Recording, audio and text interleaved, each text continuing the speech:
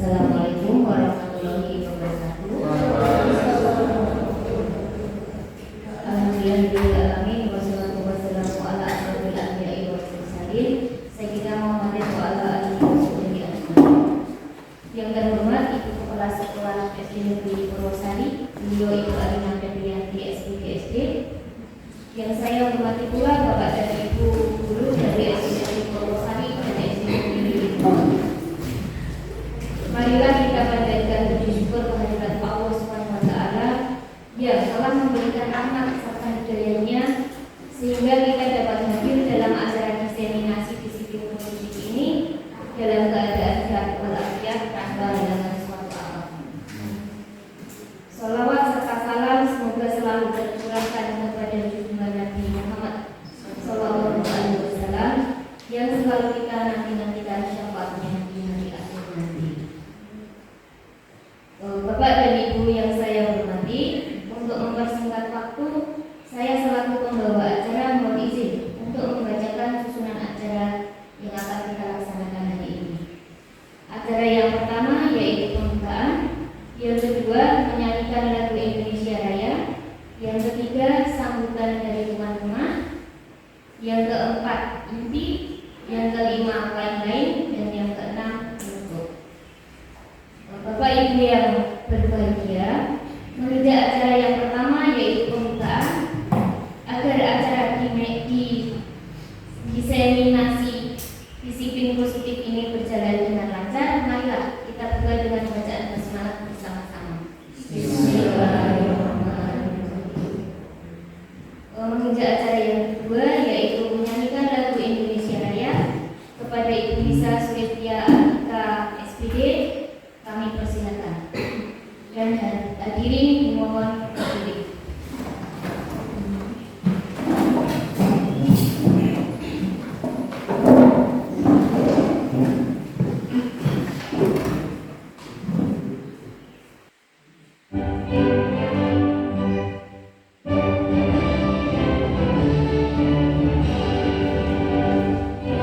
Indonesia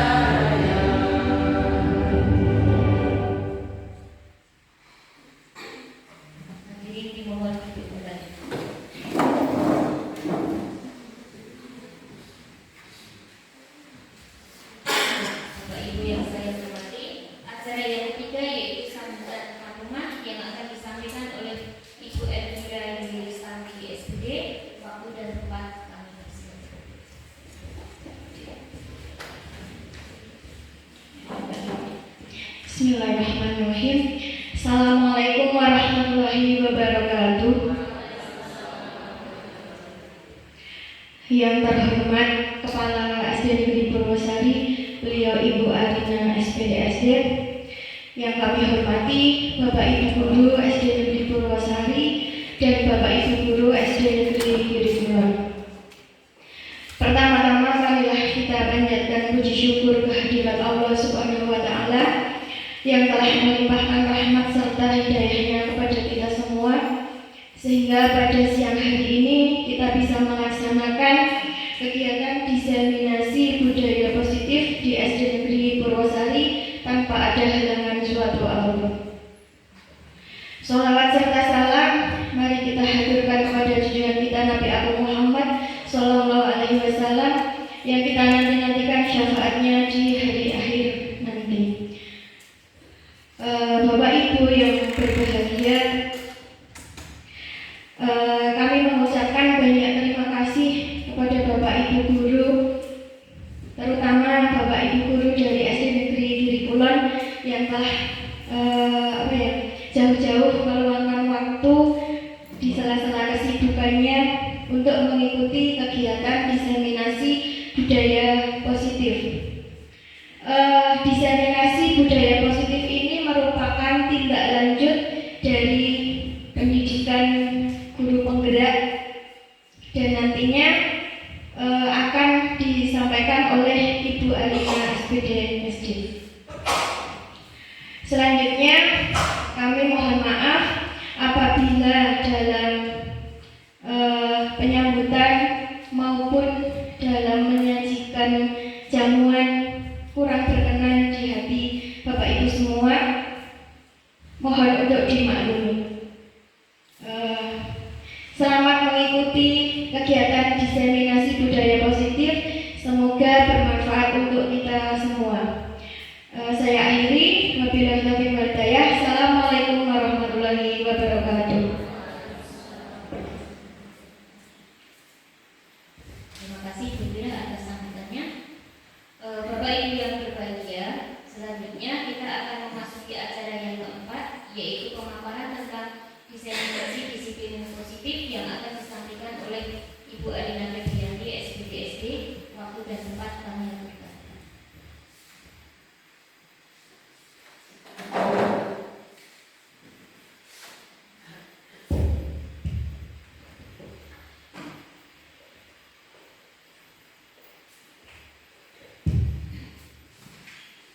Assalamualaikum warahmatullahi wabarakatuh. Yang kami hormati Ibu Bapak Guru dari SD Negeri Giri Kulon, yang kami hormati Ibu Bapak Guru dari SD Negeri Purwosari, untuk Bapak Kepala SD Negeri Giri Kulon hari ini tidak bisa rawuh, mohon untuk disampaikan salam saya kepada beliau. Saya lanjutkan. Puji syukur marilah kita panjatkan kehadirat Allah Subhanahu wa Ta'ala yang pada hari ini kita masih diberikan nikmat serta karunia-Nya, sehingga pada siang hari ini kita dapat berkumpul di ruang pertemuan SD Negeri Purwosari dalam rangka kita kolaborasi komunitas belajar yang nantinya akan saya isi dengan diseminasi budaya positif. Salawat serta salam semoga senantiasa tercurahkan kepada junjungan Nabi Agung Muhammad Sallallahu Alaihi Wasallam. Semoga kita beruntung kelak mendapatkan syafaatnya di yaumul kiamah. Amin ya rabbal alamin. Ibu Bapak Guru yang berbahagia, sebelumnya perlu saya sampaikan bahwa program dari SD kita, SD Negeri Purwosari dan SD Negeri Giri Kulon adalah berkolaborasi untuk komunitas belajarnya. Untuk komunitas belajar di SD Negeri Purwosari adalah Sepur Kompas, sedangkan untuk SD Giri Kulon adalah Taberi. Mungkin nanti bisa disampaikan apa itu Taberi. Monggo nanti salah satu bisa menyampaikan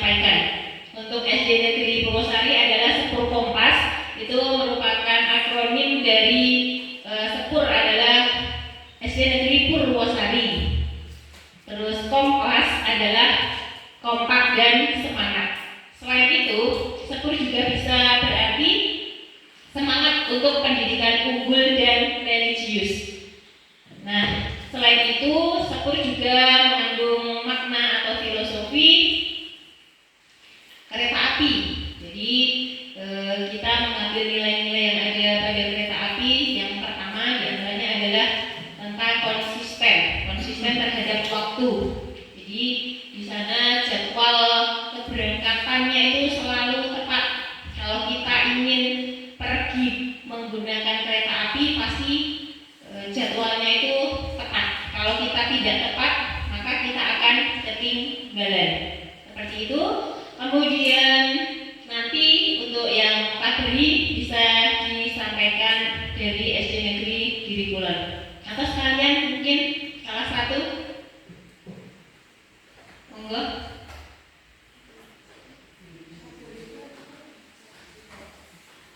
Bu Upi.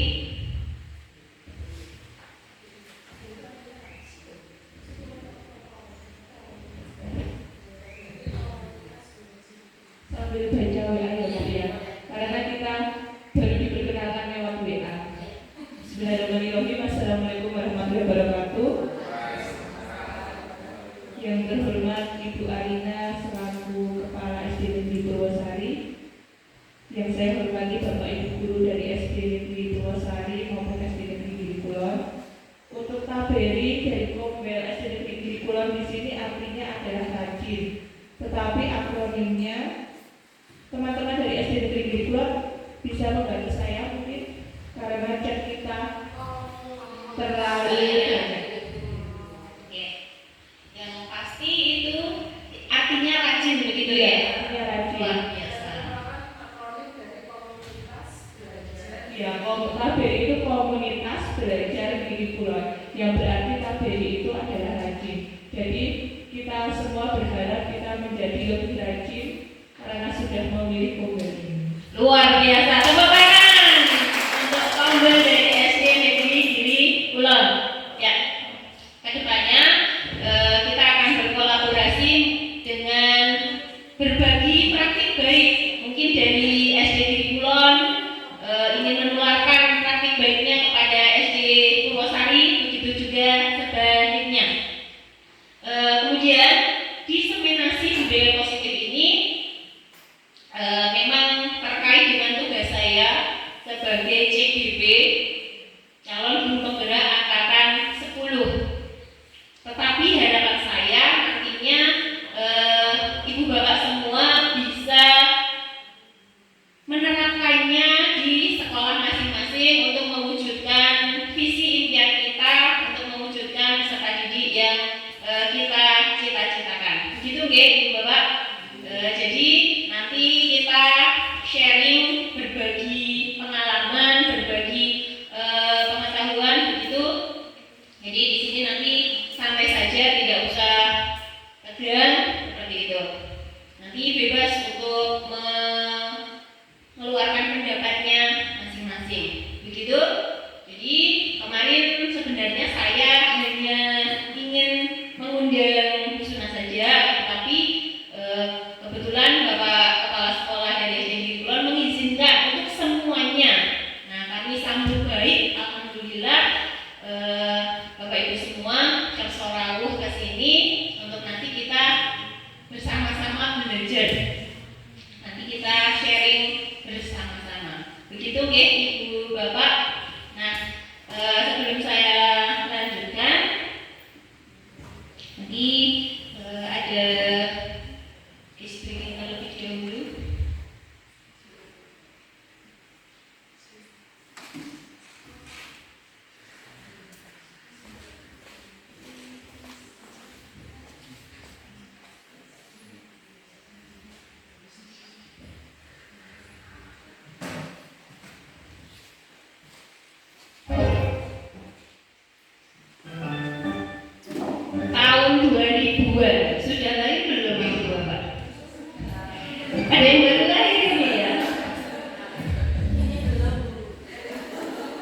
Apa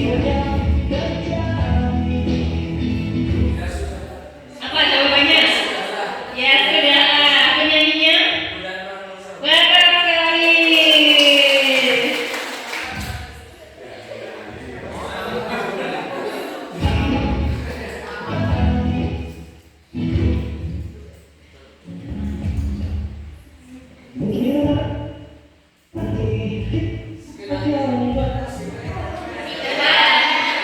Penyanyinya Peter Pan, judul lagunya. Mungkin nanti. Lanjut. Betul ya, Peter Pan mungkin nanti. Lanjut.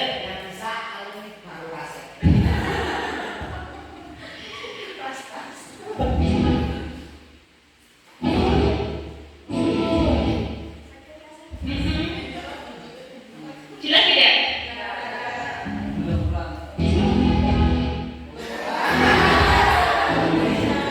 Ya. Nanti sampai 5 saja. Nomor 4.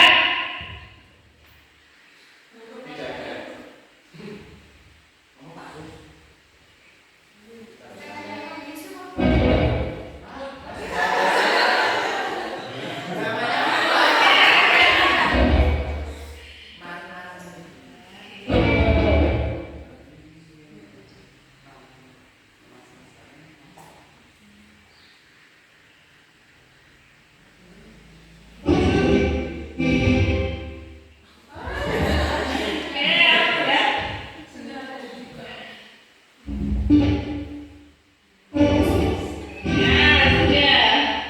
Oke, semoga bisa menjadi hiburan ya Bapak Ibu.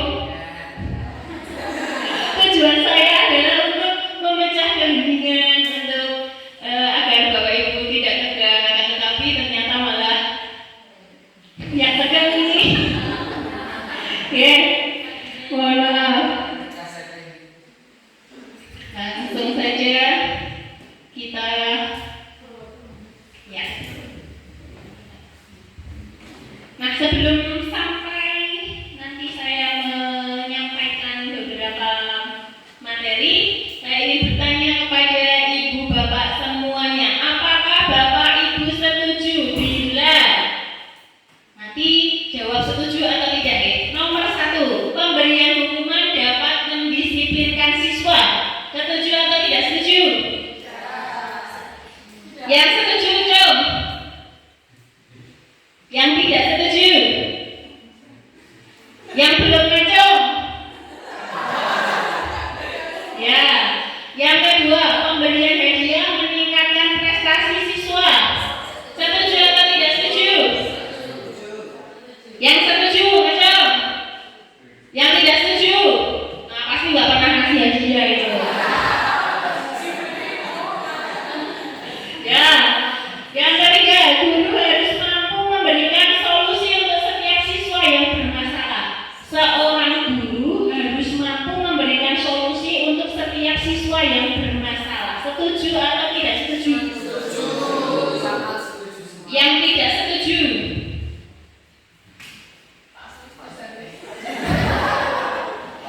Ya, lanjut. Guru berperan sebagai teman bagi siswa. Apakah guru berperan sebagai teman bagi siswa? Ada yang tidak setuju? Nah, Ibu Bapak ingat-ingat jawaban dari Ibu Bapak di awalan ini. Dari nomor 1 sampai nomor 4 tadi jawab setuju, tidak setuju, atau setuju, begitu disimpan dulu. Nah, nanti kita akan temukan jawabannya setelah kita belajar. Ya, dari materi ini nanti kita akan tahu, kemudian kita menyimpulkan ternyata jawabannya saya itu benar atau tidak. Gitu ya? Lanjut.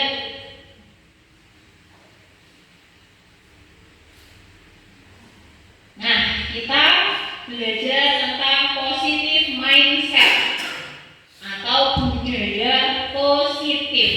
Apa itu budaya positif? Budaya positif adalah perwujudan dari nilai-nilai atau keyakinan universal yang diterapkan di sekolah. Kira-kira nilai-nilai yang diterapkan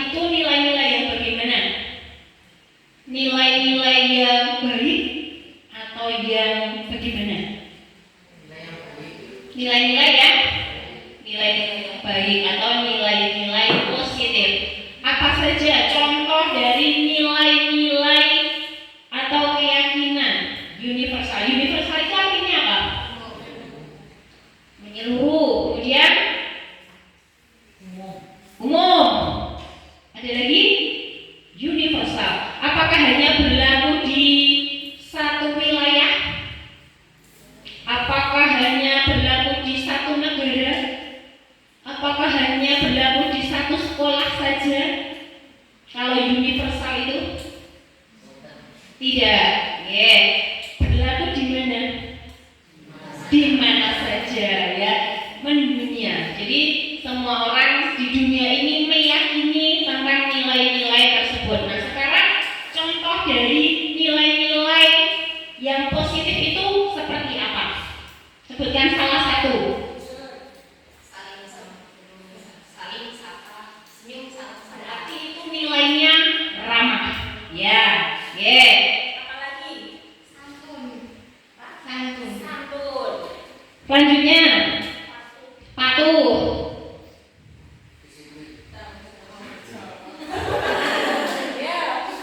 Disiplin. Satu saja tanggung jawab. Nah, itu adalah nilai-nilai yang positif, nilai-nilai positif secara universal, ya.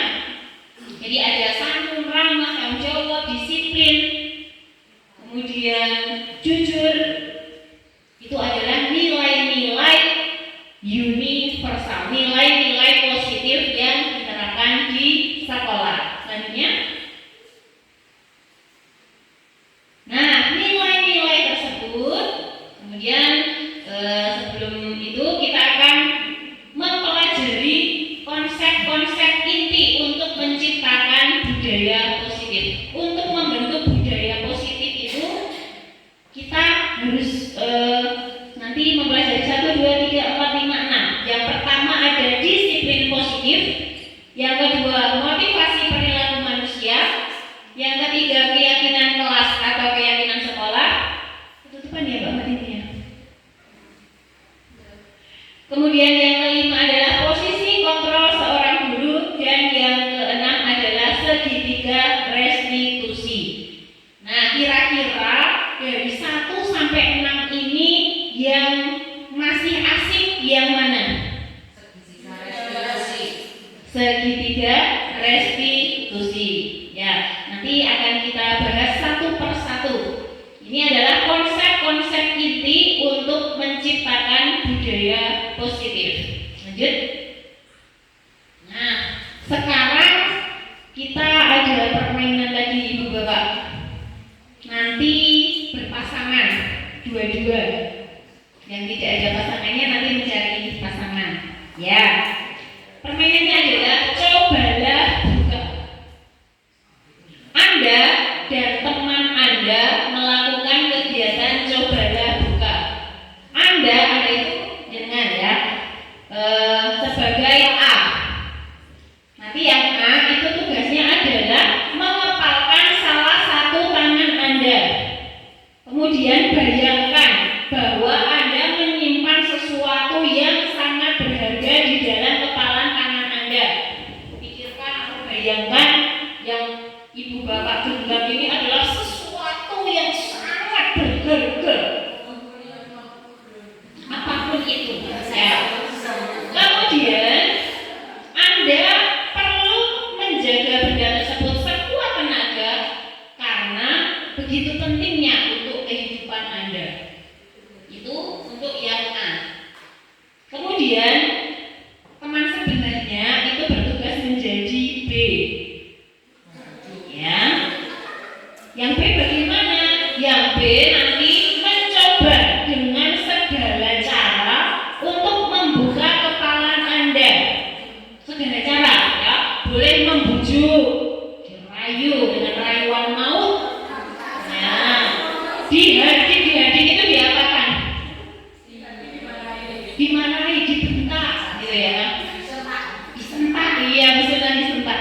Kemudian diintimidasi, dimarahi, boleh juga menggoda, menggelitik, bahkan menawari Anda uang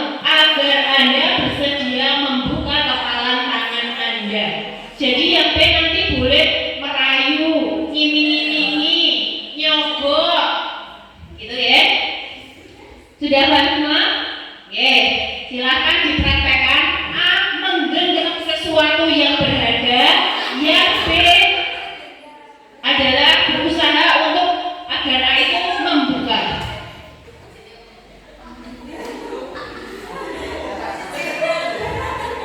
Silakan.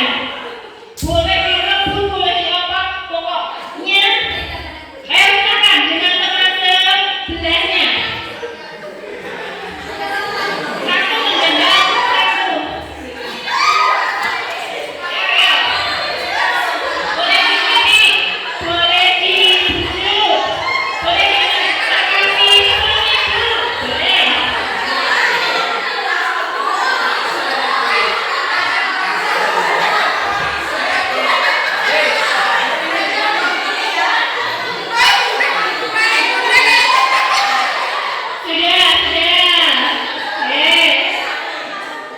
Bagaimana?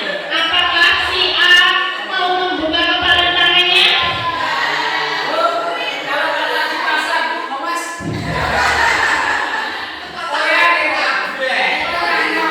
Pak Tadi, itu adalah benda yang sangat berharga loh Pak Tadi. Sangat berharga bagi kehidupan Pak Tadi. Tetap mau diberikan. Ya. Kemudian di sebelah sini ada yang mau membuka kepala tangannya? Ada yang dibentak?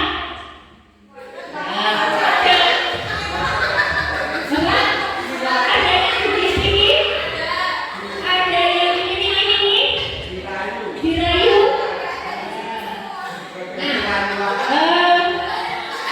Coba yang memiliki kontrol terhadap genggaman tangan kita itu siapa Bapak Ibu? Kita mau membuka, mau seperti Pak tadi, wes pakai kabin ya, itu, atau seperti yang lain, tidak akan saya buka karena ini adalah benda yang sangat penting, ya. Siapa yang memiliki kontrol terhadap diri kita? Apakah orang lain?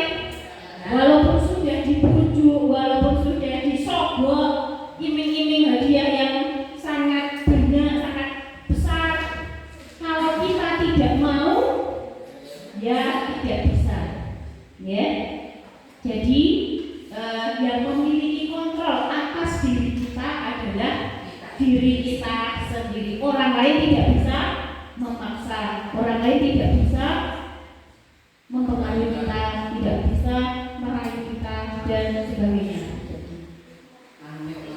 Nah, dari permainan tadi itu ada hubungannya dengan pergeseran paradigma teori kontrol Dr. William Glasser. Ya, pergeserannya yang pertama adalah ilusi guru mengontrol murid. Ilusi itu apa ya Ibu Bapak? Bayangan. Nah, selama ini kita juga beranggapan bahwa gurulah yang mengontrol murid.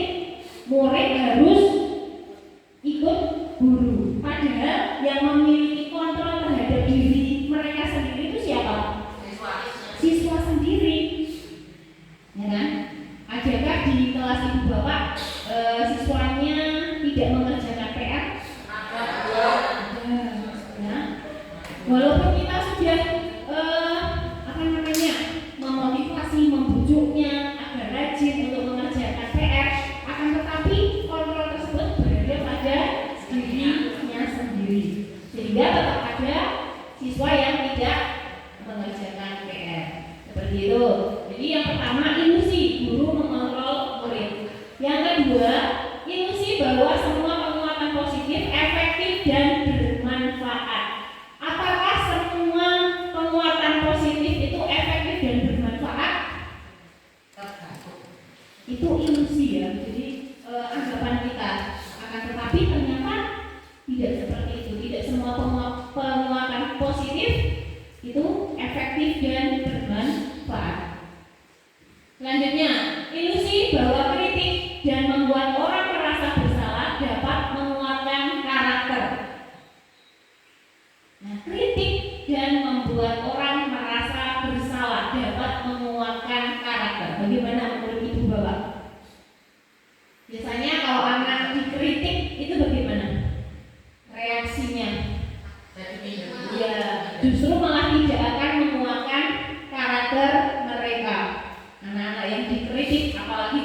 yang terlalu pedas. Nah, itu tidak menguatkan karakter. Jadi ini ilusi, kritik dan membuat orang merasa bersalah dapat menguatkan karakter.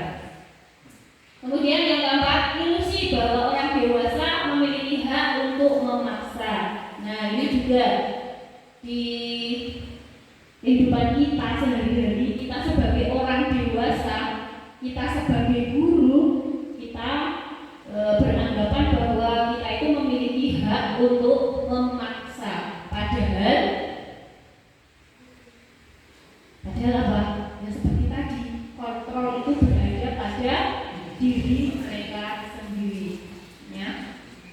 Kontrol murid ya ada di murid tersebut, bukan karena paksaan kita. Selanjutnya, nah, bagaimana seseorang bisa berubah dari paradigma stimulus respon kepada pendekatan teori kontrol? Stimulus respon itu adanya rangsangan, ya, realitas kebutuhan kita sama, padahal kebutuhan kita berbeda.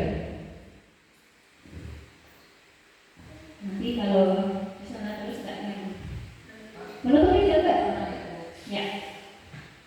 Yang lanjutkan, yang kedua, semua orang melihat hal yang sama, padahal kenyataannya setiap orang memiliki gambaran yang berbeda, memiliki pandangan yang berbeda. Terus kita mencoba mengubah orang agar berpandangan sama dengan kita. Nyatanya kita berusaha memahami pandangan orang lain tentang dunia. Maksudnya bagaimana? Selama ini kita mencoba mengubah agar orang berpandangan sama dengan kita. Padahal kita itu sebaiknya berusaha memahami pandangan orang lain tentang dunia, tentang segala hal. Begitu. Jadi itu tadi, kontrol diri kita memainkan peranan yang sangat penting. Kemudian perilaku buruk dilihat sebagai suatu kesalahan. Perilaku buruk dilihat sebagai suatu kesalahan. Padahal semua perilaku itu memiliki tujuan. Entah itu perilaku baik, perilaku buruk, semua ada tujuannya. Pasti memiliki tujuan. Betul tidak itu, Pak? Yang kita lakukan itu ada tujuannya. Selanjutnya, orang lain bisa mengontrol saya. Bisa tidak tadi? Orang lain bisa mengontrol saya. Tidak. Nah, maka bergeser paradigmanya. Hanya Anda yang bisa mengontrol diri Anda. Selanjutnya, saya bisa mengontrol orang lain. Terus, padahal Anda tidak bisa mengontrol orang lain. Selanjutnya, pemaksaan ada pada saat bujukan gagal. Kalau kita sudah membujuk-bujuk dengan lemah lembut, tetapi tidak berhasil, maka jurus yang kita keluarkan adalah pemaksaan. Ya, sudah dihalus-halus, sudah dibaik-baiki, apa? Tidak mau. Misalnya tadi dengan ingin membuka genggaman teman yang lain, dibujuk, dirayu, tapi tidak bisa. Akhirnya ada yang merebut paksa. Ya. Padahal kolaborasi dan konsensus menciptakan pilihan-pilihan baru. Jadi kolaborasi dan konsensus. Selanjutnya, model berpikir menang kalah bergeser menjadi model berpikir menang-menang. Jadi tidak ada yang menang, tidak ada yang kalah, tidak ada yang benar, tidak ada yang salah. Semuanya sama. Semuanya sama. Selanjutnya,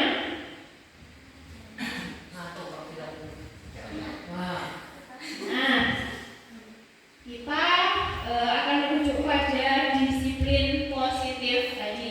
Jadi dari teori kontrol, kemudian kontrol dari diri kita ini akan menimbulkan yang namanya disiplin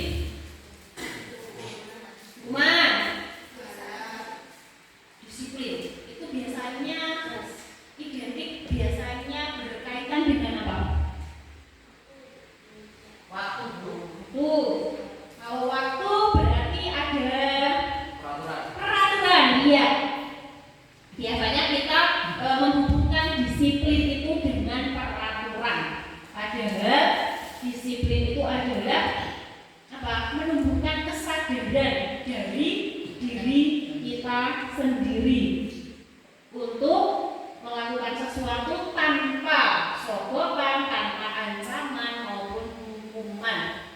Jadi perilaku yang kita kerjakan, yang kita lakukan itu harus tumbuh dari diri kita sendiri, bukan dari itu orang lain, ya, dari sogokan, ancaman maupun hukuman. Ya, selanjutnya nilai-nilai kebajikan universal. Ada berapa? Ini yang tertuang dalam profil pelajar Pancasila. Jadi nilai-nilai yang Ibu Bapak sebutkan tadi, termasuk nilai kebajikan universal, itu tertuang dalam profil pelajar Pancasila. Ada 6 dimensi yang sering kita nyanyikan. Mari Ibu Bapak kita menyanyikan lagu profil pelajar Pancasila. 1, 2, 3. Pelajar Pancasila beriman dan bertakwa pada Tuhan yang Esa dan berakhlak mulia, berkebinekaan global, gotong royong mandiri, kreatif dan benar kritis. Ya, terima kasih tepuk tangan. Ya, jadi di profil pelajar Pancasila itu ada 6 dimensi. Yang pertama beriman, bertakwa kepada Tuhan yang Maha Esa dan berakhlak mulia. Yang kedua berkebinekaan global. 3 bergotong royong. Kemudian 4 kreatif. 5 bernalar kritis. Dan yang keenam adalah mandiri. Lanjut. Nah, sekarang kita ke motivasi perilaku manusia. Ada 3. Yang pertama menghindari ketidaknyamanan atau hukuman. Yang kedua mendapat imbalan atau penghargaan. Yang ketiga menghargai diri dan menjadi orang yang mereka inginkan. Kira-kira dari ketiga motivasi ini, Ibu Bapak motivasinya yang mana? Yakin? Yakin ketiga? Awalnya yang pertama menghindari ketidaknyamanan atau hukuman. Misalnya Ibu Bapak datang ke sekolah tepat waktu, itu untuk apa tujuannya? Menghindari hukuman-hukumannya apa? Iya, tunjangannya dipotong, ya, atau hukumannya nanti dipanggil dinas, gitu. Ya, itu motivasi perilaku manusia, manusiawi, ya Ibu Bapak. Ya, pada awalnya kita berperilaku itu adalah untuk menghindari ketidaknyamanan, tidak mendapatkan rasa nyaman, ya. Kemudian mendapatkan imbalan atau penghargaan. Sering tidak Ibu Bapak melakukan sesuatu agar mendapat imbalan atau penghargaan? Sering, ya. Itu juga manusiawi. Contohnya apa Pak Tado? Ingin mendapat imbalan atau penghargaan? Biasanya dikasih ibu kepala sekolah ya. Contoh perilakunya? Ya enggak lah, alhamdulillah. Biasanya kan saya sholat misalkan, terus beberapa ini kok tidak telat, mungkin dari kepala sekolah kan mengamati terus memberikan apresiasi yang saya tidak telat gitu. Ya, terima kasih motivasinya adalah untuk mendapat imbalan atau penghargaan, ingin dihargai, ingin dipuji, ya, ingin mendapat hadiah, begitu. Kemudian yang ketiga, menghargai diri dan menjadi orang yang mereka inginkan. Nah, itu motivasi yang terbaik, ya. Jadi tujuannya adalah untuk menghargai diri. Ketika Ibu Bapak berangkat ke sekolah tepat waktu atau malah lebih awal, itu tujuannya adalah untuk menghargai diri dan menjadi orang yang mereka inginkan. Yang mereka inginkan yang bagaimana? Bergeser tadi, apa namanya?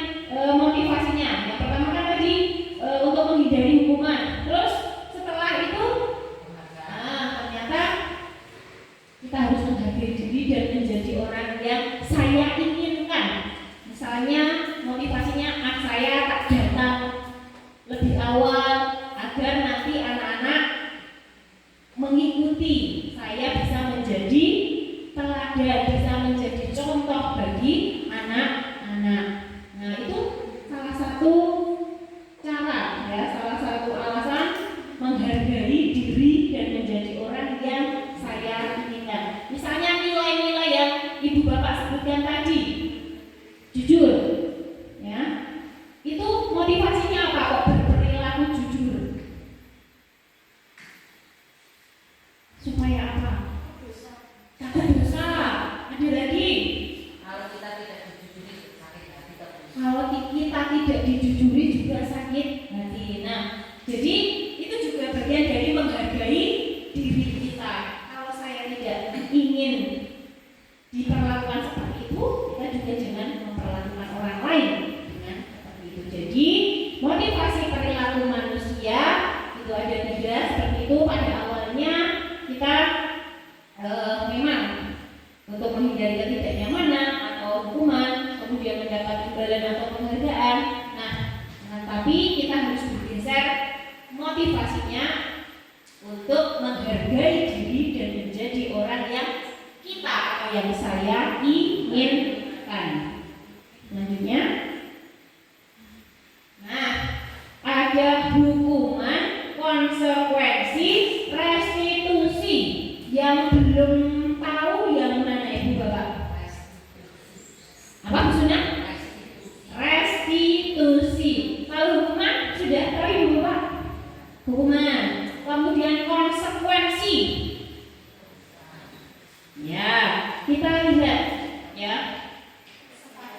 Hukuman, konsekuensi dan restitusi. Hukuman itu adalah sesuatu yang menyakitkan harus terjadi.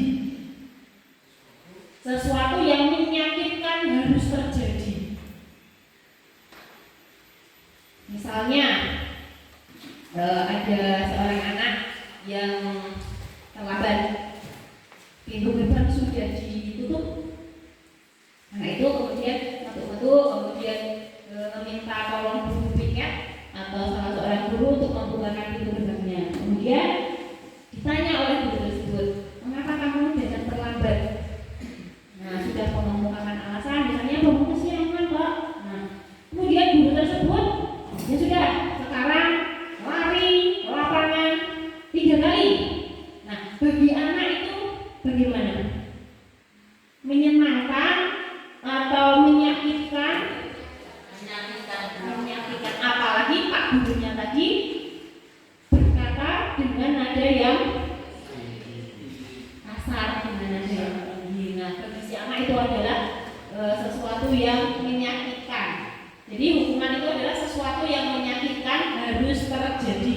Kalau konsekuensi itu sesuatu harus terjadi, ya memang sudah seharusnya itu terjadi. Kalau restitusi, restitusi merupakan pilihan. Ya.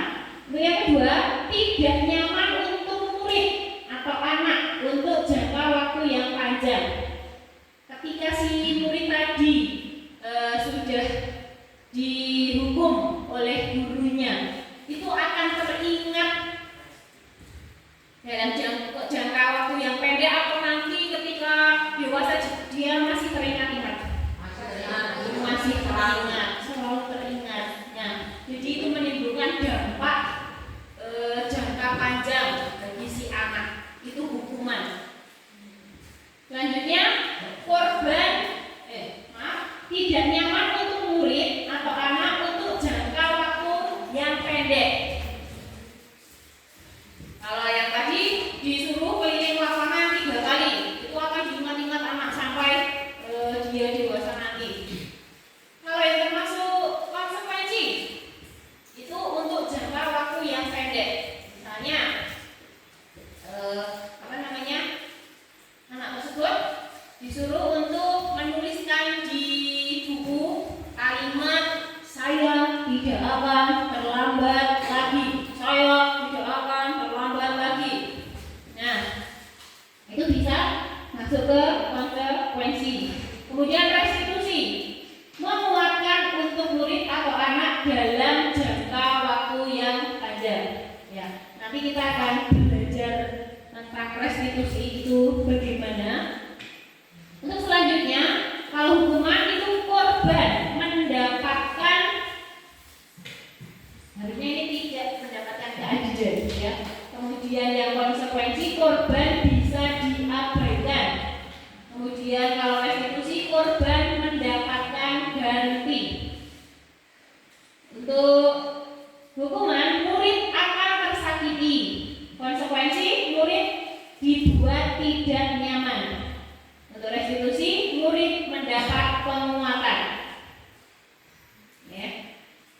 Misalnya ada seorang anak yang menumpahkan air dalam gelasnya itu di atas meja.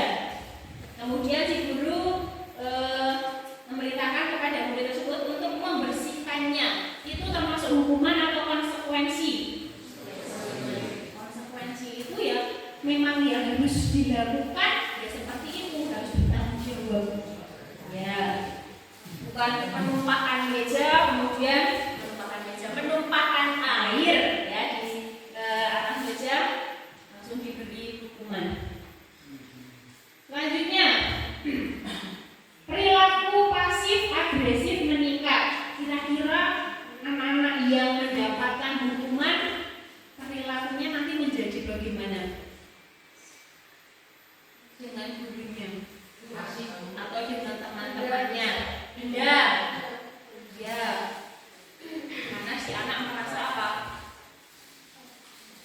Tersakiti. Ya, betul. Ya. Kemudian untuk konsekuensi, penguatan hanya bertahan dalam jangka waktu pendek. Itu kalau konsekuensi nanti untuk selanjutnya bisa kembali ke perilaku awal lagi. Lanjut, sistem tidak akan berjalan bila murid tidak takut. Sudah dihukum keliling lapangan, tapi malah anaknya siapa? Oke, gitu. Kira-kira gurunya bagaimana? Iya. Jadi sistem tidak akan berjalan jika murid tidak takut. Selanjutnya, memerlukan monitoring dan supervisi terus-menerus dari guru. Itu untuk konsekuensi. Selanjutnya, restitusi, murid belajar bertanggung jawab untuk perilakunya. Selanjutnya ada banyak sekali ini untuk hukuman, konsekuensi, dan restitusi. Nah, nantinya akan mengubah identitas gagal menjadi identitas sukses. Untuk yang hukuman, murid membenci peraturan. Jika anak-anak yang mendapatkan hukuman, mereka itu akan benci pada peraturan. Makanya banyak orang bilang peraturan dibuat untuk dilanggar. Nah, itu karena apa? Karena tidak adanya kontrol diri dari mereka sendiri untuk melakukan peraturan tersebut.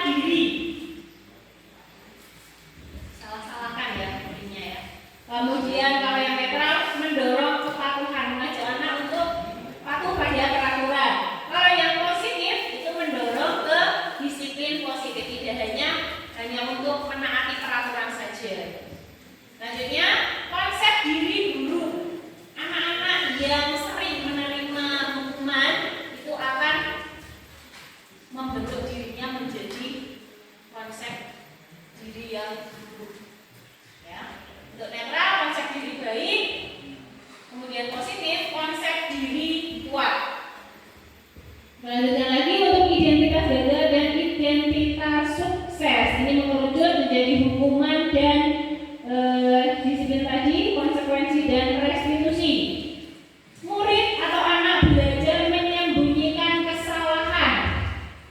Kalau terbiasa diberikan hukuman, nanti anak-anak akan apa?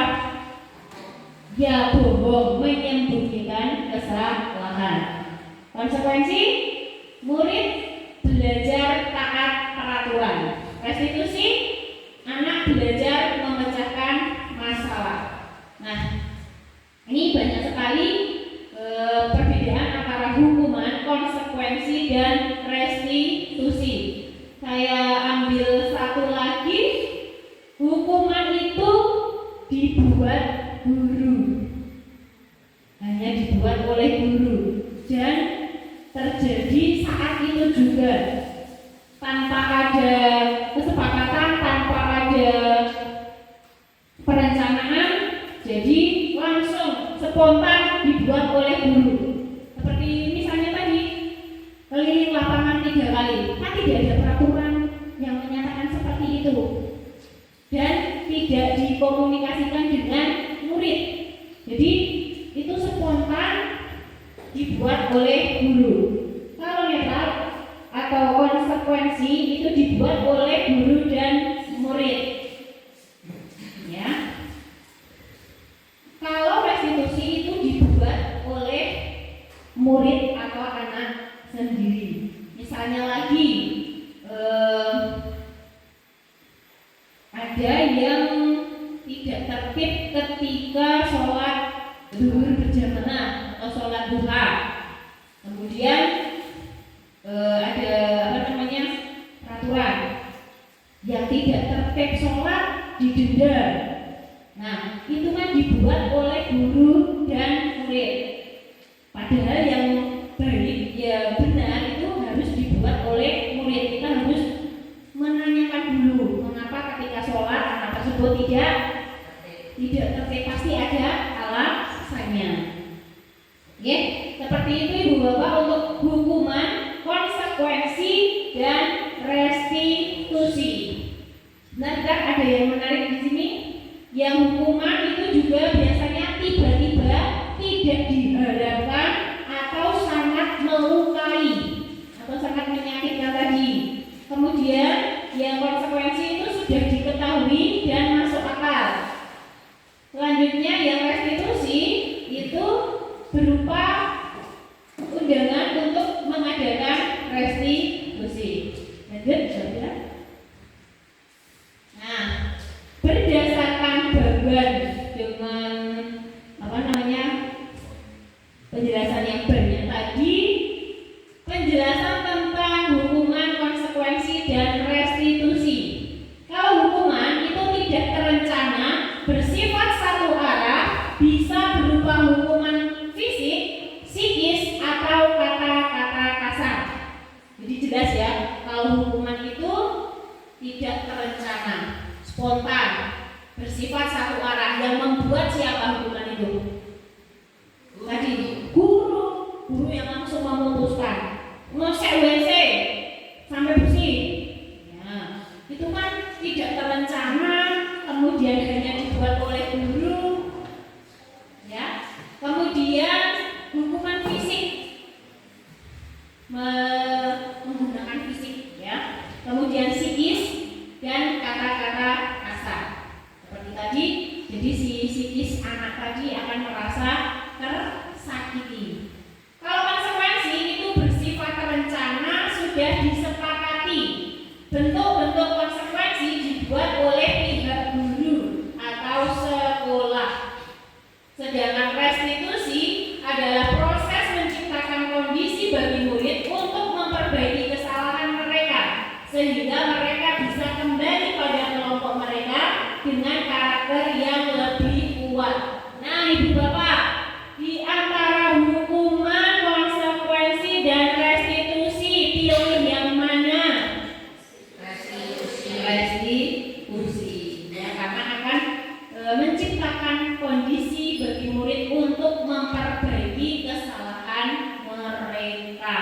Jadi kesalahan-kesalahan dari anak itu kita bantu untuk diperbaiki. Selanjutnya, nah sekarang dijawab ibu bapak, ini konsekuensi atau hukuman. Mencatat 100 kali di dalam buku kalimat saya tidak akan terlambat lagi. Hukuman atau konsekuensi? Hukuman atau konsekuensi?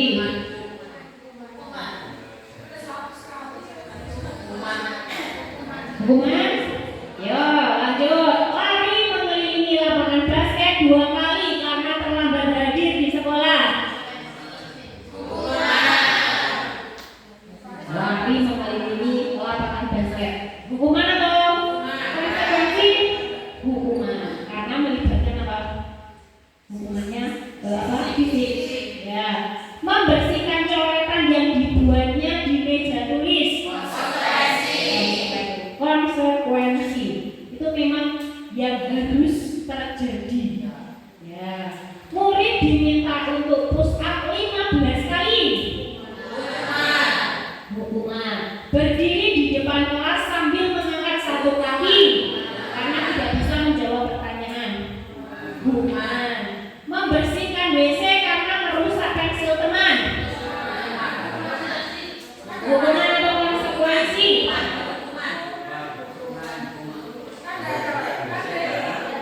Ayo. Ya, hukuman ya. Kalau konsekuensi, kalau merusak pensil teman bagaimana? Mengganti pensil teman tersebut. Lari keliling lapangan karena terlambat 10 menit saat pelajaran PJOK. Alasannya? Tapi pada kenyataannya tidak ada yang terlambat ya Pak, yang kalau pelajaran PJOK. Ya, tidak ada. Untuk Pak Miftah juga nggih? Nggak ada yang terlambat ya untuk pelajaran PJOK. Nah, ini contoh-contoh tentang konsekuensi atau hukuman ibu bapak. Nah, jadi ibu bapak sudah bisa memilah mana yang konsekuensi, mana yang hukuman. Lanjut. Nah, dihukum oleh penghargaan. Penghargaan ternyata bisa menghukum. Bagaimana itu?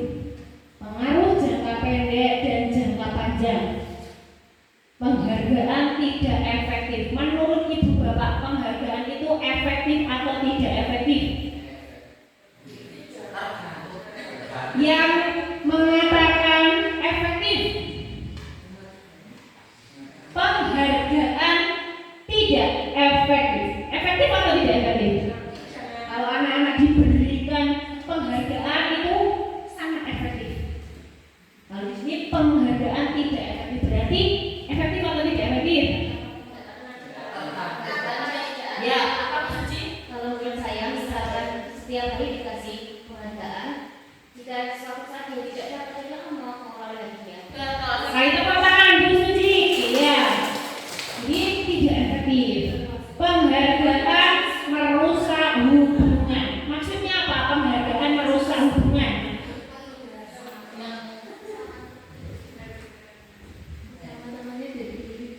Betul sekali. Tepuk tangan. Ya. Jadi penghargaan bisa merusak hubungan antar teman. Anak-anak yang diberikan penghargaan, ya, misalnya kita memberikan hadiah kepada yang juara 1, ya. Kemudian ada anak yang berada di peringkat bawahnya, yaitu peringkat 2 atau juara 2. Nah, peringkat 2 itu kan juga sudah mencapai peringkat ya Ibu Bapak. Tetapi kita hanya memberikan yang peringkat 1. Nah, kira-kira bagaimana perasaan yang peringkat 2? Kecewa, kemudian merasa iri. Wah, aku bisa sampai apik, wis meh bohong kae, tapi kok ternyata ora dikasih penghargaan, tidak diberi hadiah. Gitu. Kemudian penghargaan mengurangi ketepatan. Maksudnya bagaimana? Nah, kadang-kadang itu tidak tepat ya. Kita memberikan penghargaan. Selanjutnya penghargaan mengurangi kualitas. Jadi motivasi mereka hanya ingin mendapatkan apa? Dia mengharapkan penghargaan. Kemudian penghargaan mematikan kreativitas. Penghargaan menggugum ya, motivasi dari dalam diri atau intrinsik. Nah, jadi ini ternyata penghargaan itu yang pertama hanya tidak efektif, penghargaan itu tidak efektif, kemudian merusak hubungan, mengurangi ketepatan, mengurangi kualitas, mematikan kreativitas, dan menghukum. Selanjutnya kita akan belajar tentang ini, mengapa keyakinan kelas bukan peraturan kelas. Bapak, ada yang bisa menyampaikan pendapatnya? Mengapa keyakinan kelas bukan peraturan kelas?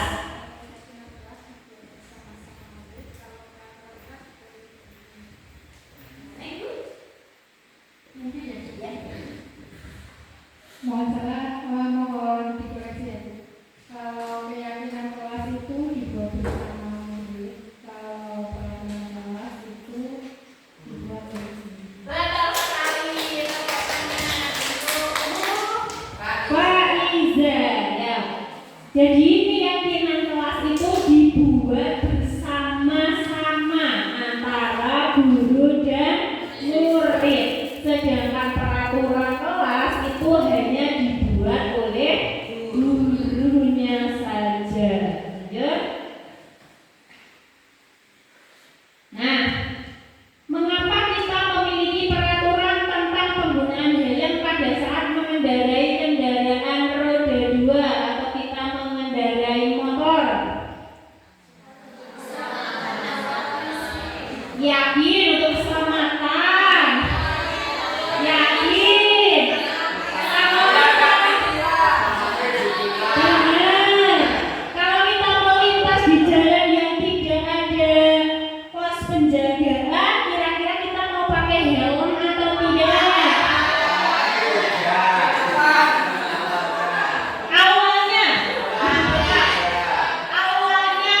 kita mengenakan helm itu tujuannya untuk apa? Takut polisi, takut ditilang, takut melanggar peraturan. Nah, kita sebenarnya bukan untuk apa menaati peraturan, tetapi itu karena apa?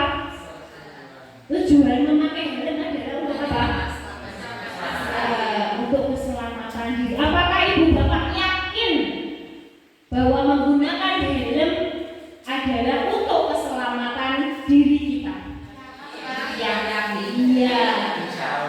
Nah, berarti itu merupakan sebuah keyakinan. Kita melakukan sesuatu itu karena keyakinan kita, bukan karena peraturan. Kalau tadi karena peraturan, nanti kalau dibilang kalau ada polisi, nah, tapi kita harus meyakini bahwa memakai helm itu untuk keselamatan kita. Itu oke, Bu Bapak. Kemudian, mengapa kita memiliki peraturan tentang penggunaan masker dan mencuci tangan setiap saat? Ingat Bapak Ibu ketika COVID, ya,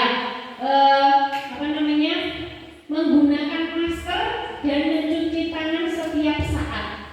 Tujuannya untuk apa? Tidak tertular. Nah, itu diyakini oleh ibu bapak tidak? Yakin nggak itu? Yakin. Nah, kita melakukannya karena sebuah keyakinan kita. Lanjut. Nah, kita juga harus menerapkannya kepada murid-murid kita. Ya, di kelas kita harus menanamkan keyakinan mereka. Kita harus membuat keyakinan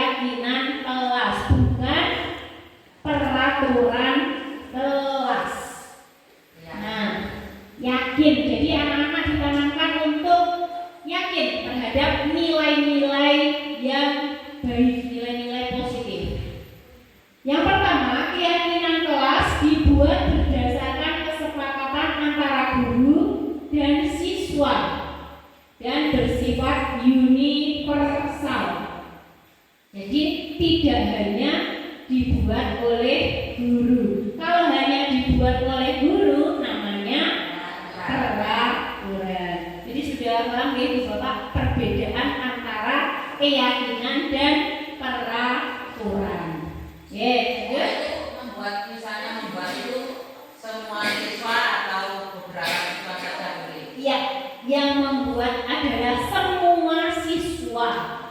Ya, nanti di sini ada tata caranya atau prosedurnya untuk membuat keyakinan sekolah atau keyakinan kelas. Memang bisa membuat keyakinan sekolah? Bisa, ya. Jadi keyakinan-keyakinan yang diyakini oleh warga sekolah. Siapa saja? Guru, siswa, orang tua, nah, semua warga di sekolah itu namanya keyakinan sekolah. Nah, kita akan membahas tentang keyakinan kelas. Yang pertama, mempersilakan warga sekolah atau siswa untuk mencurahkan ide tentang peraturan yang akan disepakati. Jadi semuanya diberi kesempatan. Kita bisa membagi kertas atau kertas post-it atau kertas apa saja gitu. Siswa atau murid diminta untuk menuangkan ide mereka tentang peraturan, ya, tentang yang akan disepakati semuanya. Ya, nah, semuanya harus menulis. Kemudian mencatat semua masukan. Setelah itu kita kumpulkan hasil dari ide-ide mereka, dikumpulkan. Kemudian ganti kalimat negatif menjadi positif. Misalnya ada anak yang menuliskan tidak boleh membuang sampah sembarangan. Diubah menjadi kalimat yang positif. Bagaimana? Buanglah sampah pada tempatnya. Kemudian misalnya lagi, tidak boleh terlambat ke sekolah. Tidak boleh terlambat datang ke sekolah. Diubah menjadi kalimat yang positif. Datang tepat waktu. Oke. Ada lagi mungkin contoh kalimat negatif kita ubah menjadi kalimat positif. Apa Bu Ayu? Jadi sepertinya sudah menjawab. Tidak boleh lari-lari di dalam kelas. Tidak boleh lari-lari di dalam kelas. Diubah menjadi Positifnya jalan ke duduklah ketika pelajaran atau jalan pelan-pelan. ya, tidak boleh lari-lari di dalam kelas. Kita ubah menjadi duduk yang rapi, duduk yang tenang. Tidak boleh berkelahi. Diubah menjadi sayangi teman, hidup rukun, hidup damai. Nah, seperti itu. Selanjutnya, tinjau kembali curahan pendapat yang terkumpul dan susun menjadi keyakinan kelas atau sekolah. Jadi kita kumpulkan kemudian dipilah-pilah. Misalnya ada yang menulis tentang disiplin semua.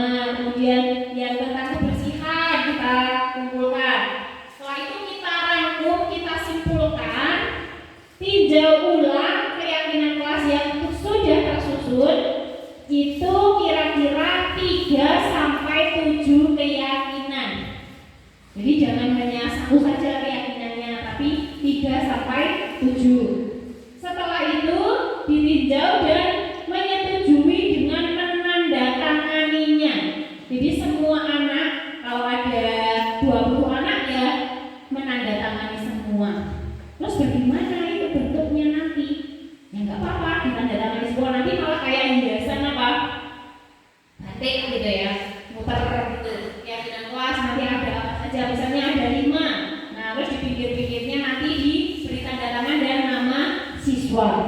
Bu, bagaimana kalau anak-anak yang kelas rendah belum bisa tanda tangan? Nah, menggunakan cap jempol ada cat jempol kemudian diberi nama. Itu nanti juga akan bagus ya. Kalau catnya warna merah, ya nanti hiasan kayak hiasan apa itu? Ya bingkai atau berarti warna merah. Kalau catnya seperti ya ibu bapak pakai cat tinta ungu itu juga nanti bagus ya. Jadi sebuah hiasan itu menunjukkan untuk apa? Bahwa semua siswa berpartisipasi mencurahkan ide dan pendapatnya. Kemudian keyakinan kelas ditempel di dinding kelas. Di dinding yang mana? Di dinding sebelah mana? Apakah di atas kipas angin? Tidak. Apakah di atas jendela? Di atas ventilasi ini? Tidak. Ditempatkan, iya betul sekali Pak Yang. Ditempatkan di tempat-tempat yang mudah dibaca oleh anak-anak. Misalnya di sebelah itu, ya, atau di sini, misalnya. Pokoknya tempat-tempat yang bisa anak-anak itu mudah untuk membacanya. Nah, sekarang kita akan belajar tentang 5 posisi kontrol guru. Ibu bapak baca di situ ada 5. Bapak ibu pilih salah satu. Menurut bapak ibu, saya mau yang ini. Satu saja. Disimpan jawabannya. Mau yang penghukum, pembuat merasa bersalah, atau posisinya itu sebagai teman, pemantau, atau manajer. Silakan satu, pilih satu. Sudah? Sudah. Jawab. Video kontrol guru di file yang lain.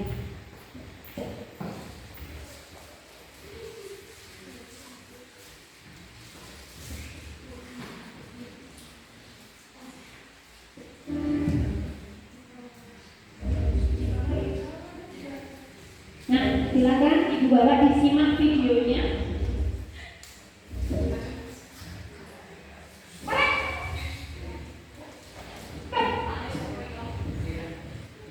Selamat pagi, Bu.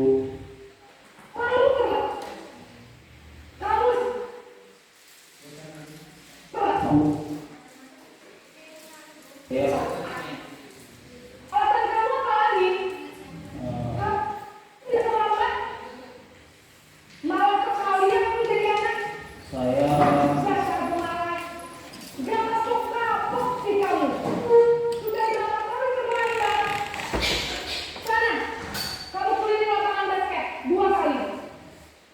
Saya harus pilih lapangan basket, Bu.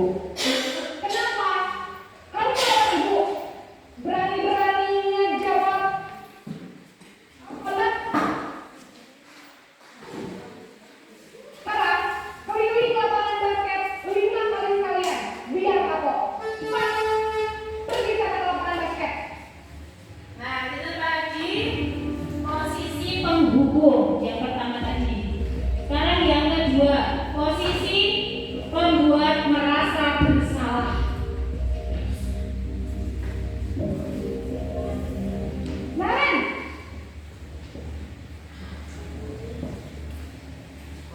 Selamat pagi, Bu.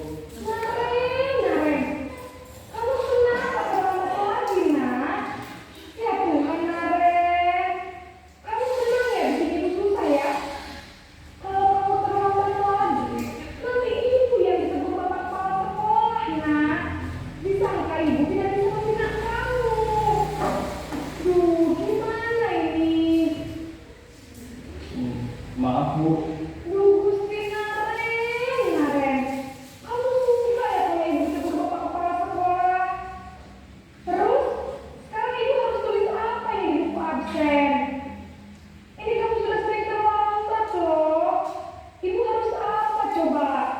Maaf, Bu.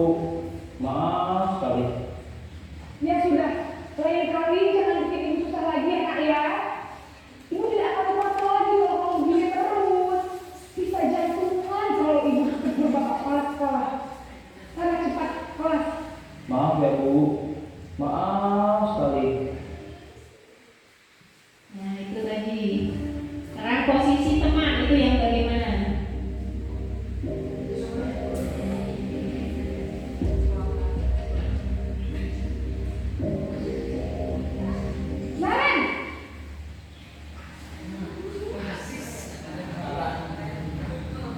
Bu.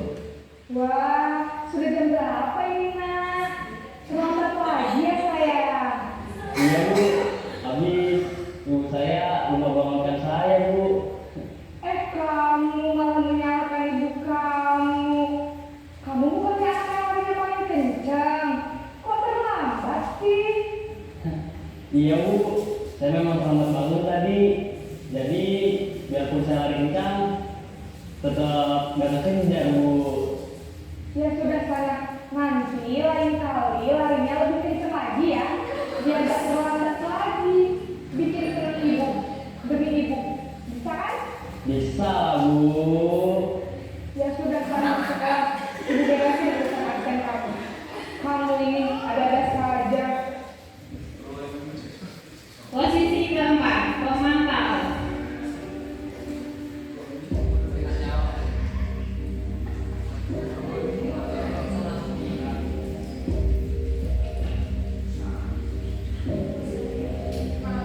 Naren!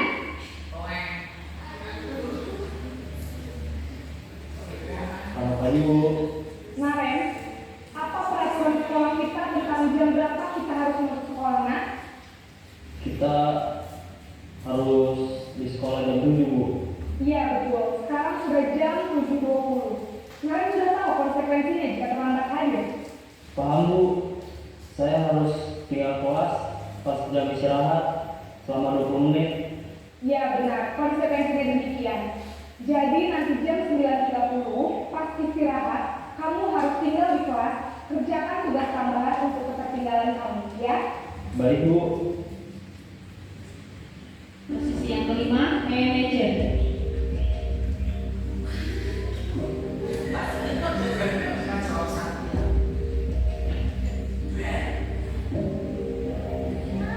Naren!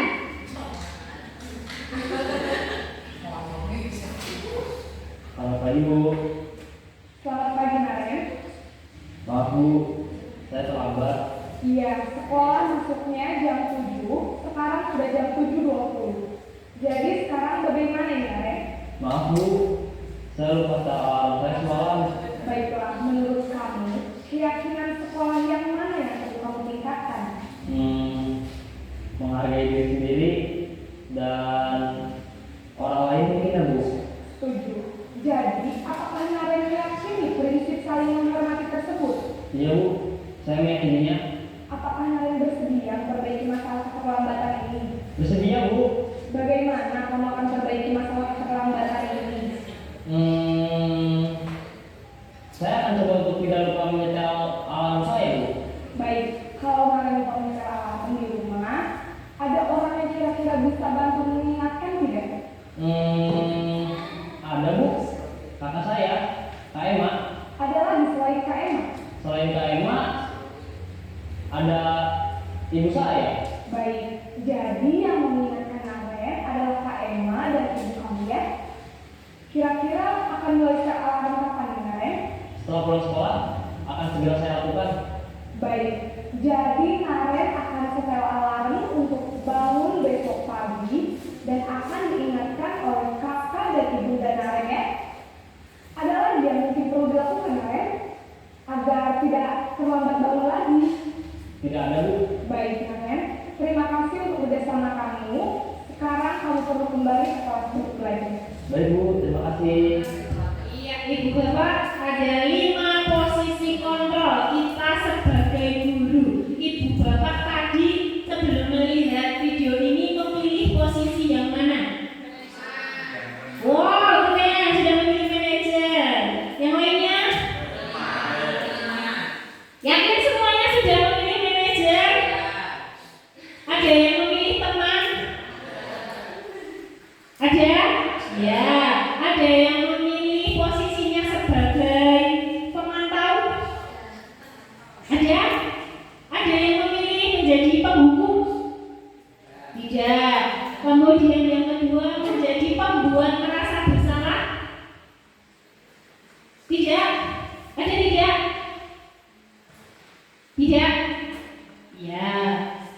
Setelah melihat video tadi, posisi yang paling ideal adalah posisi walaupun kita posisi sebagai manajer, akan tetapi kita juga berkata-katanya itu yang baik ya, tidak seperti manajer-manajer di perusahaan gitu ya maksudnya. Nah, sudah bisa membedakan ya antara penghukum, kemudian pembuat merasa bersalah, kemudian pemantau, teman, dan manajer. Ibu bapak pernahkah menjadi posisinya itu di posisi teman? Pernah. Kemudian reaksi anak-anak bagaimana? Senang, karena mereka menganggap gurunya sebagai teman.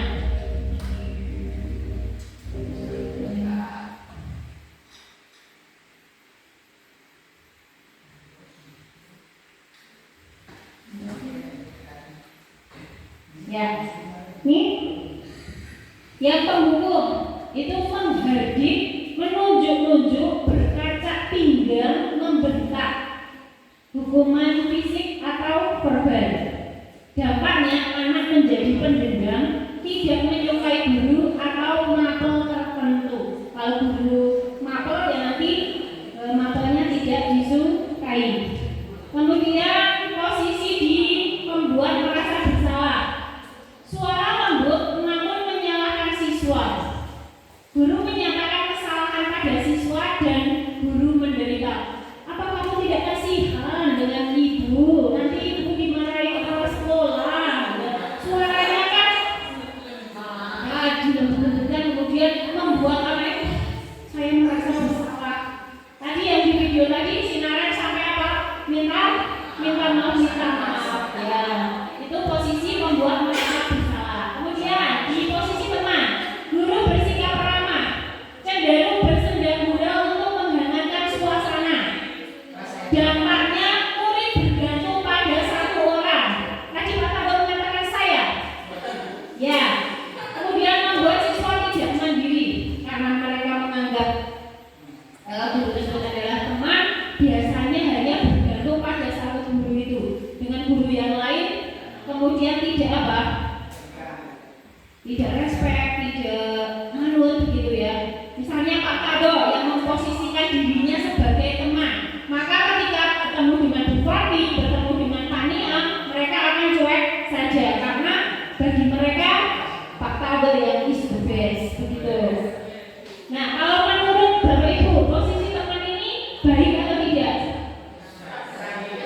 Nah, kurang baik, ada baiknya tapi juga kurang baik. Kadang-kadang anak malah merasa melunjak ya. Nah, karena dianggapnya teman, nah mereka akan bersikap yang lebih seperti itu. Lanjut.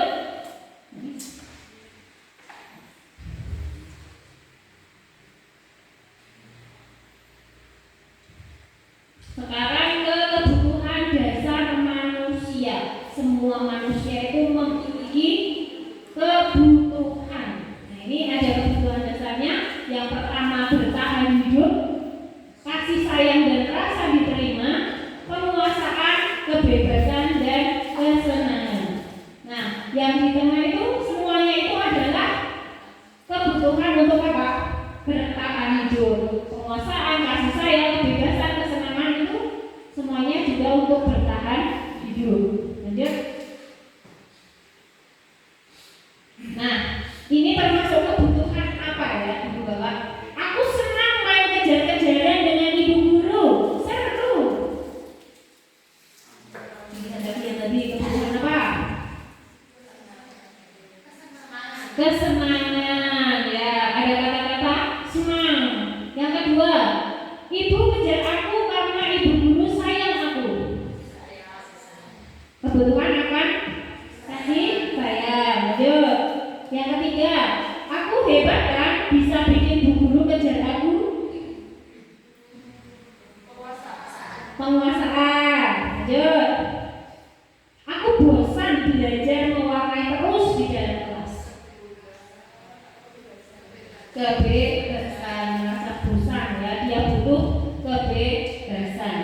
Nah, biasanya ada anak-anak yang memerlukan perhatian kita. Kalau menurut kita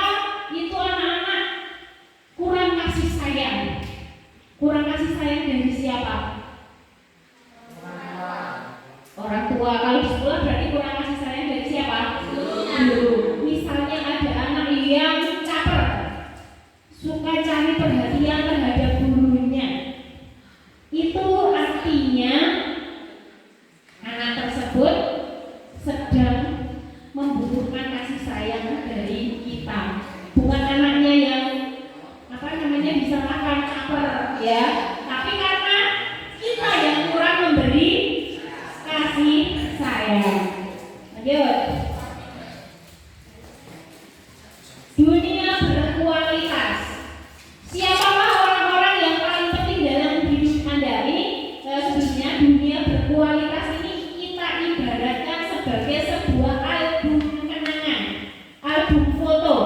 Nah, biasanya yang akan kita simpan, yang akan kita ingat-ingat itu siapa? Misalnya siapa orang yang paling penting dalam hidup Anda? Siapa? Orang tua, anak-anak, jadi keluarga. Kemudian nilai-nilai kebajikan apa yang terpenting dalam hidup Anda? Satu saja, menghormati orang lain. Satu saja apa? Nilai-nilai yang terpenting. Ya, itu nanti disimpan di album kenangan, di album foto. Ini namanya dunia berkualitas. Kalau Anda menjadi orang yang ideal, karakter atau sifat apa yang paling Anda inginkan ada pada diri Anda? Karakter atau sifat apa yang ingin Anda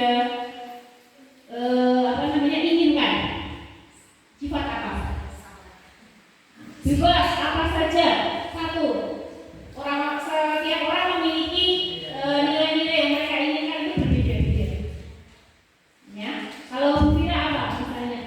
Disiplin. Kemudian apa pencapaian Anda yang Anda sangat banggakan? Boleh cerita mungkin pencapaian yang Anda banggakan? Salah satu saja.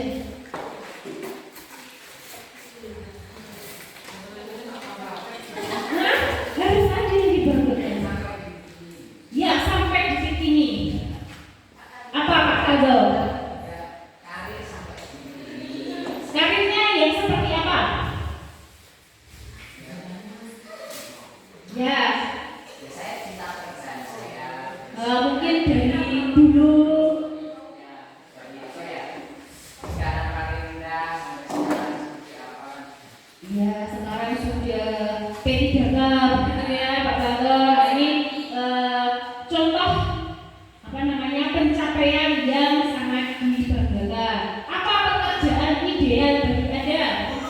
Guru. Ceritakan bagian perjalanan hidup Anda di mana Anda merasa itulah titik puncak hidup Anda. Tidak perlu Bu, orang sama perlu. Berbagi ini disimpan di album tapi bisa juga dibagikan kepada orang lain. Ya. Apa yang paling bermakna dalam hidup Anda? Belum ya? Pilih lagi. Ada sudah mencapai titik puncak? Kalau sampai yang percaya apa? Ya, jadi hal-hal seperti itu tadi itu dinamakan dengan dunia berkualitas. Album foto, album kenangan yang kita ingin simpan, yang ingin kita ingat itu hal-hal seperti apa? Gitu. Lanjut. Nah, kita belajar tentang segitiga restitusi. Yang pertama adalah menstabilkan identitas. Setiap orang pasti pernah melakukan kesalahan. Ya, kamu bukan satu-satunya yang pernah melakukan ini.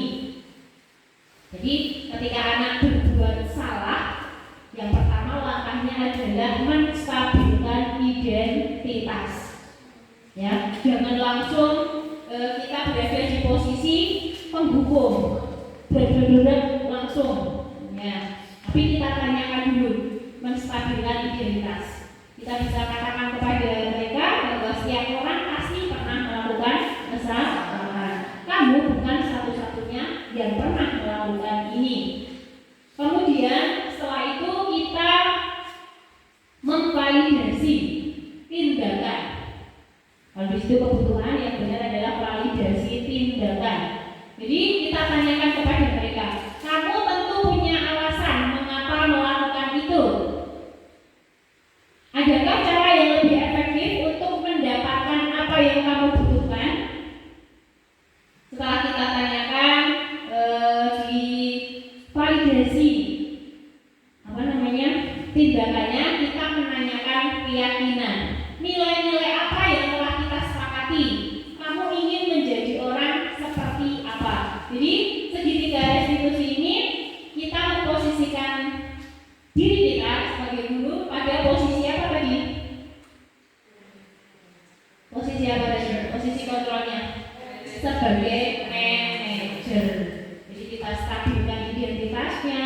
kemudian divalidasi tindakannya dan menanyakan keyakinannya.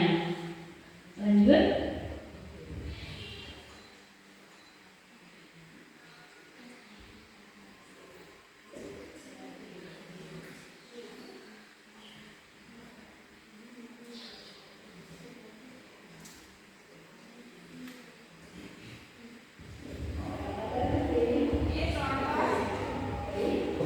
Ada anak yang terlambat datang ke sekolah, ini saya tanyakan dulu.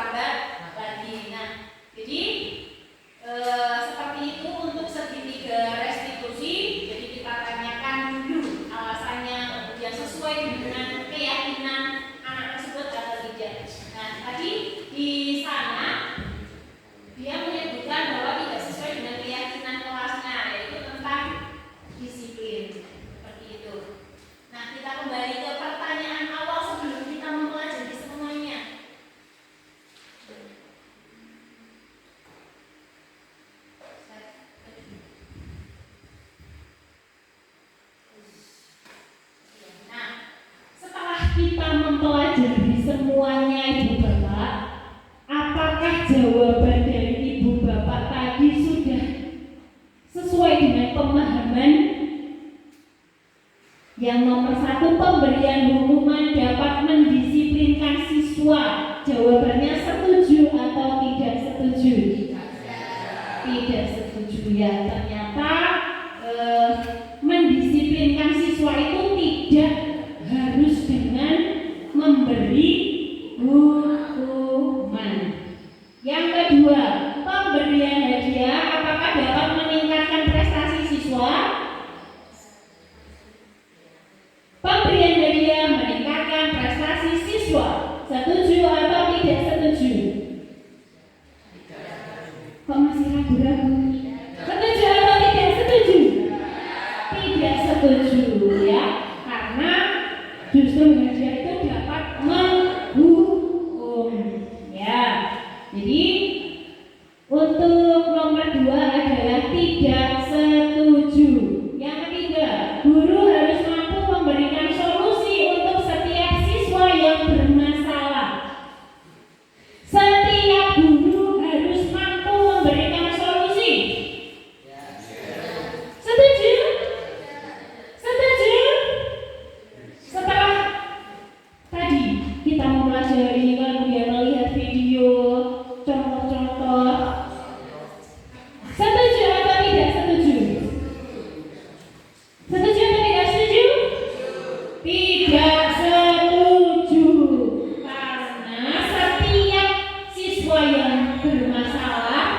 tidak harus guru yang memberikan solusinya. Ya, kita bisa memberikan pilihan kepada mereka. Jadi siswa sendiri yang nantinya akan apa? Memperbaiki kesalahannya, bukan dari guru.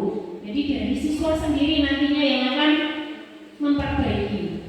Kemudian yang keempat, guru berperan sebagai teman bagi siswa.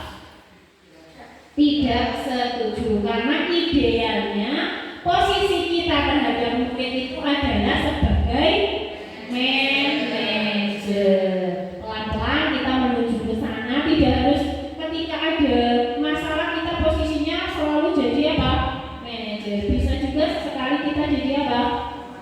Teman, ya. Kita posisikan diri kita sesuai posisinya. Tapi yang ideal adalah posisi manajer. Begitu Ibu Bapak, untuk kesimpulan kita hari ini ada 4 pertanyaan ini kita sudah belajar tadi, dan kesimpulannya adalah seperti itu. Bisa dipahami Ibu Bapak? Ya, terima kasih atas perhatian Ibu Bapak semuanya. Saya kembalikan dulu kepada moderator, kepada pembawa acara, nanti bisa berlanjut ke acara selanjutnya. Saya tutup dulu. Billahi taufiq wal hidayah. Wassalamualaikum warahmatullahi wabarakatuh. Terima kasih Mbak Arin atas paparan yang sangat menarik ini. Bapak Ibu minta tangannya buat Mbak Arin.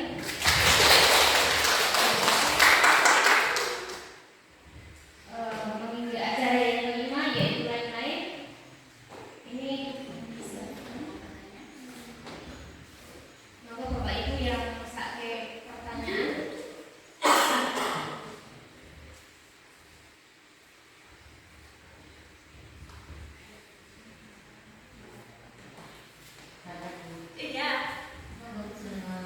Setelah kita mendengar dan mempelajari tadi, apakah kita harus mengubah pandangan kita itu langsung 100% atau pelan-pelan? Ya, terima kasih. Pertanyaan yang luar biasa dari Ibu Suna. Apakah kita harus berubah langsung atau pelan-pelan? Nah, Bu Suna, setiap segala sesuatu itu pasti ada prosesnya. Nah, kita bisa mengubah paradigma kita, mengubah pandangan kita itu secara bertahap, ya, secara pelan-pelan sambil kita belajar lagi, kemudian kita terapkan, bisa berdiskusi dengan teman yang lainnya, begitu Bu Suna. Jadi segala sesuatu tidak harus langsung berubah, ya, nanti malah kaget. Nah, kita bisa berubah dengan pelan-pelan, ya. Tapi yang utama kita memiliki keinginan untuk berubah. Ya, terima kasih Bu Suna. Ada lagi satu lagi pertanyaan. Bagaimana cara menyusun keyakinan kelas untuk siswa-siswa kelas 1 yang belum bisa membaca? Terima kasih Bu Fira pertanyaannya. Bagaimana jika kelas 1 itu akan menyusun keyakinan kelas padahal mereka belum bisa membaca? Nah, kalau menurut saya kita bisa memberi gambar-gambar, Bu Fira. Beberapa gambar tentang gambar yang baik dan gambar yang tidak baik. Maksudnya gambar yang baik, gambar ketika anak membuang sampah di tempat sampah. Kemudian yang satu, contoh gambar membuang sampah di sungai, membuang sampah di sembarang tempat. Nah, anak-anak nanti disuruh untuk memilih. Jadi dengan sediakan beberapa gambar, itu nanti anak-anak disuruh untuk memilih yang mana. Begitu. Setelah itu Bu Fira susun, kemudian nanti susun kata-katanya bersama-sama kan. Yang pertama itu memilih gambar dulu. Nah, kemudian Bu Fira nanti menyebutkan, oh anak-anak ada yang memilih ini gambar dilarang membuang sampah sembarangan. Nah, kita sepakati anak-anak, keyakinan kita apa? Menjaga kebersihan atau membuang sampah pada tempatnya. Setelah itu mengikuti langkah-langkah selanjutnya. Anak-anak untuk kelas 1 kan belum bisa tanda tangan, nanti dengan cap jempol dan diberi nama seperti itu. Mungkin seperti itu Bu Fira. Dari kurikulum ada yang ingin ditanyakan?